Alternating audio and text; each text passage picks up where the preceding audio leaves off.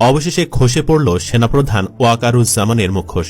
হাসিনার চাচাতো জামাই ওয়াকারুজ্জামান উঠে পড়ে লেগেছেন পতিত আওয়ামী লীগকে ফিরিয়ে আনতে। আওয়ামী লীগের ফিরে আসায় সমঝোতা করতে ছাত্র নেতাদের ওপর চাপ প্রয়োগ করছেন সেনাপ্রধান। এমনই অভিযোগ করেছেন জুলাই আন্দোলনের অন্যতম সংগঠক ও জাতীয় নাগরিক পার্টির দক্ষিণ অঞ্চলের মুখ্য সংগঠক হাসনাত আবদুল্লাহ। আর এই তথ্য ফাঁস করায় হাসনাতকে দুনিয়া থেকে সরিয়ে দেওয়া হতে পারে বলে শঙ্কা প্রকাশ করেছেন অনেকেই। এখানেই শেষ নয়, এখন একের পর এক বেরিয়ে আসতে শুরু করেছে সেনাপ্রধানের সমস্ত অপকর্ম। জানা যাচ্ছে পিলখানা হত্যাকাণ্ডেও জড়িত ছিলেন ওয়াকার। অনেকে বলছেন ওয়াকার পিলখানা হত্যার সাথে জড়িত ছিল বলেই হাসিনা ওয়াকারকে সেনাপ্রধান বানিয়েছিল। জুলাই বিপ্লবে ওয়াকারের হাতে দ্বিতীয় কোনো অপশন না থাকার কারণে ওয়াকার হাসিনাকে পালাতে সাহায্য করে। এতে করে হাসিনা প্রাণে বেঁচে যায়। বলা যায় ওয়াকার হাসিনাকে বাঁচিয়ে দিয়েছে, না হলে সেদিন ফ্যাসিস্ট হাসিনাকে শেষ করে দিত সাধারণ মানুষ। স্বৈরাচারীর বিচারও এভাবেই হবার কথা ছিল, কিন্তু ওয়াকারের জন্য তা সম্ভব হয়নি। হাসিনা পালানোর আগে ওয়াকার হাসিনাকে প্রতিশ্রুতি দেন তার সকল নেতাকর্মীকে নিরাপত্তা দিয়ে দেশ ত্যাগ করতে সাহায্য করবেন। ওয়াকার তার প্রতিশ্রুতি রক্ষা করেছে এবং এখনও করেই চলেছে। প্রশ্ন হচ্ছে, সেদিন যদি হাসিনা না পালাতো তাহলে কি হতো?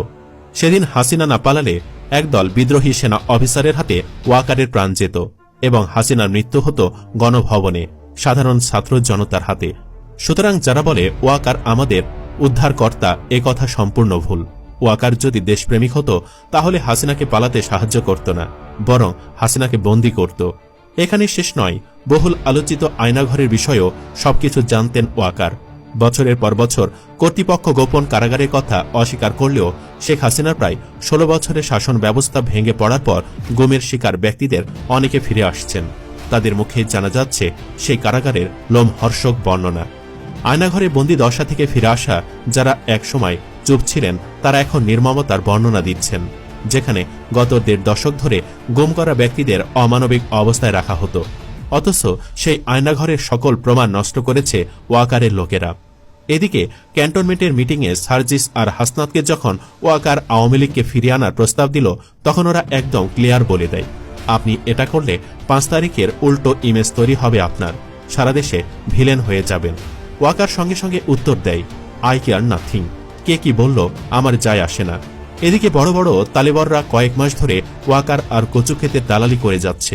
ওয়াকার এখন পুরোপুরি আওয়ামী পুনর্গঠন প্রক্রিয়ায় ঢুকে গেছে, নিজে সব লিড দিচ্ছে। ছাত্রদের বিরুদ্ধে চরিত্র হনন আর দুর্নীতি নিউজগুলো কোত্থেকে আসছে সেটাও একদম পরিষ্কার হয়ে গেছে।